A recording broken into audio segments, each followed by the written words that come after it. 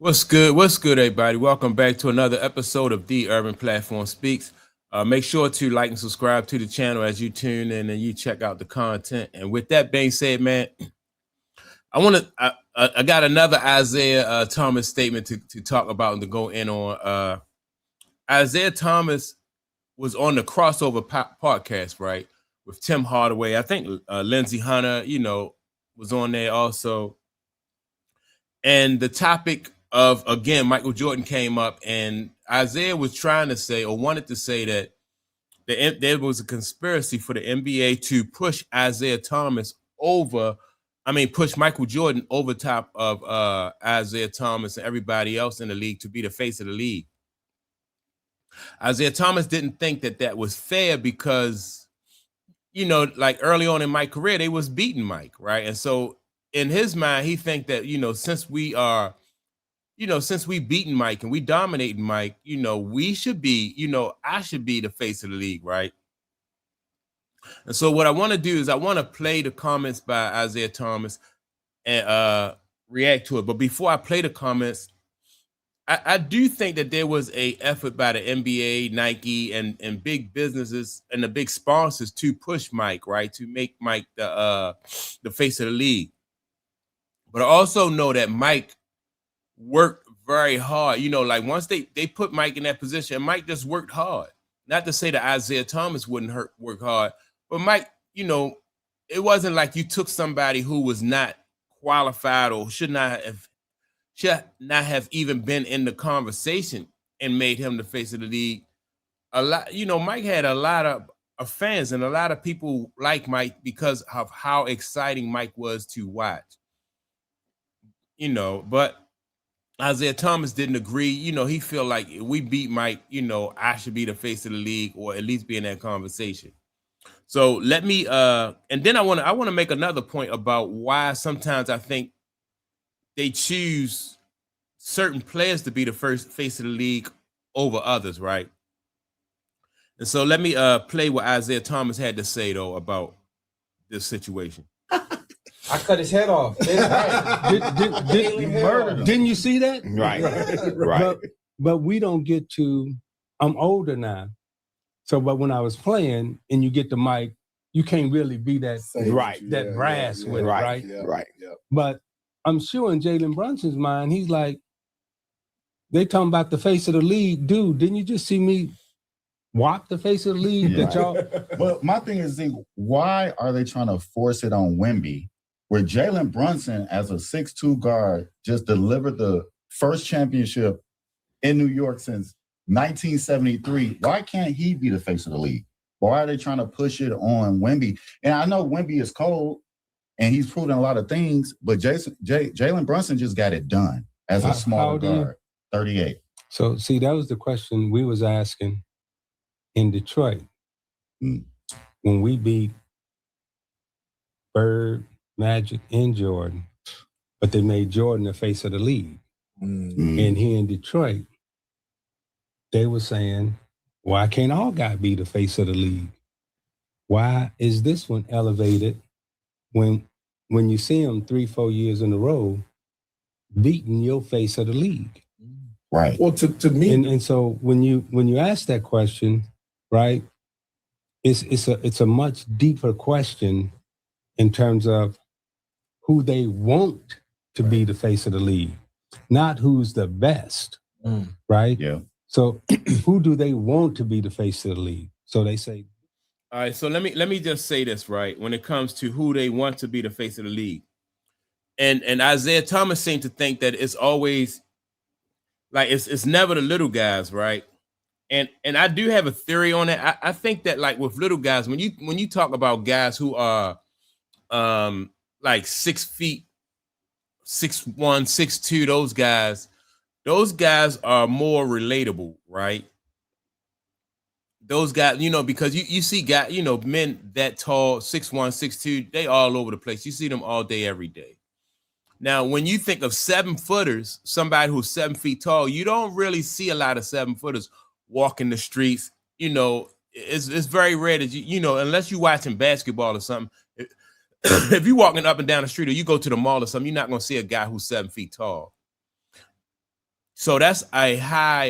That's really like to shoot for that is so uncommon that to shoot for that is almost like unreasonable. You know, for people to or kids to grow up and want to be like that because they're not really going to be like somebody like Kareem Abdul-Jabbar because most people don't get to be 7 feet tall.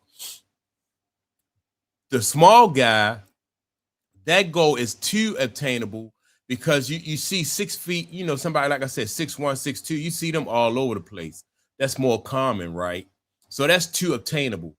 But when you get to guys in the NBA who are like 6'5", 6'6", 6'7", 6'8", that's not so far is out of people reach. It's out of most people reach, but it's more realistic than somebody who's 7 feet and it's right in the middle of somebody who's 7 feet tall and then somebody who's like 6 feet tall. It's right in the middle. And so that's why I think, you know, they most of the time want somebody to be in the middle of that pack instead of, you know, like people shooting for somebody. You're not going to be like somebody that's 7 feet tall unless you were born, you know, I mean, you have that height, right? And so I think it's the people and the person in the middle, like this, like if you 6'5", in between 6'5" and probably like about 6'8", that's more, you know, that's not so outrageous, right? For to have you shoot for that goal. That's just my my take on it, because when I think about like somebody like Steph Curry, in my opinion, should have been the face of the league during his era, right? During the prime of his era, because of how he, you know, the way he played. But LeBron James, they made LeBron James the face of the, you know, of that era. So that's just my take on it, right? But I agree with Isiah Thomas. I do think that there was a effort to push Mike ahead of him.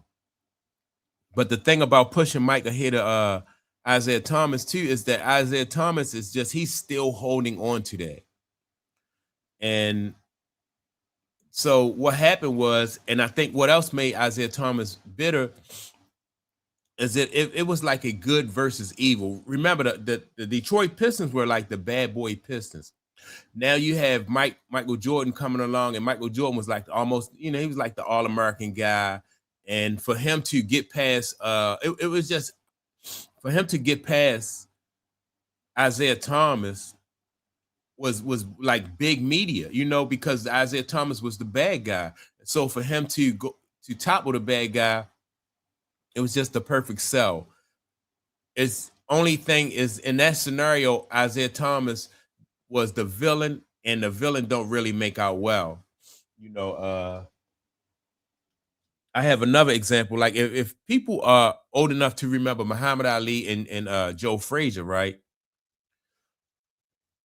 That fight between Muhammad Ali and Joe Frazier painted Joe Frazier in a negative light. You had Muhammad Ali, again, you know, like he was the people's champ, and they promoted him good versus evil. They made Joe Frazier look like the evil one. And even after those fights were over with, and late into Joe Frazier's career, I mean, late into his life, after, you know, his career was over with, Joe Frazier resented the fact that Muhammad Ali and the media painted him out to be the villain, and he never really got over that, right?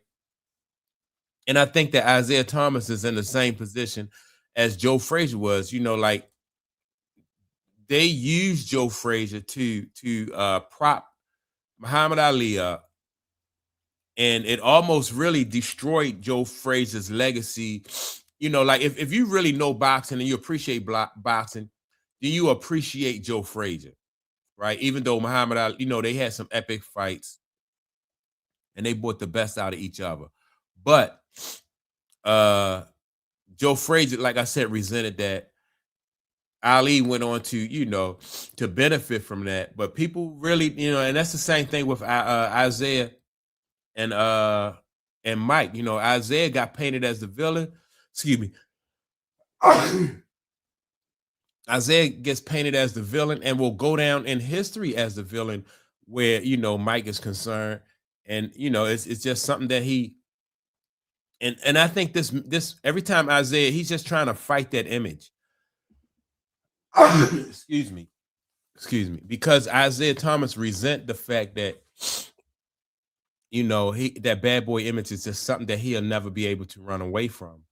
And I think that's why, you know, it was a storyline that was created. And in this storyline that was created, Isiah Thomas is the villain. Michael Jordan is the hero, and Isiah Thomas is resenting that, you know, to this very day. But I think that, you know, and you can't really blame Isiah Thomas for wanting to change the narrative or wanting to fight back against that narrative. But I don't know how much he can do really without making himself look like he's, you know, kind of losing it. So that's my take on it. Make sure to like and subscribe to the channel. Apologize for having it's like I got hay fever or something. But anyway, man, just make sure to like and subscribe to the channel. Just wanted to, you know, give people something to think about. Some of what Isiah Thomas is saying is true. I just think that I just think that he's fighting a losing battle and just should let it go. You know, just should let it go. So that's my take on it, though. And make sure to like and subscribe and leave a comment, and I'll check you all out in the next video.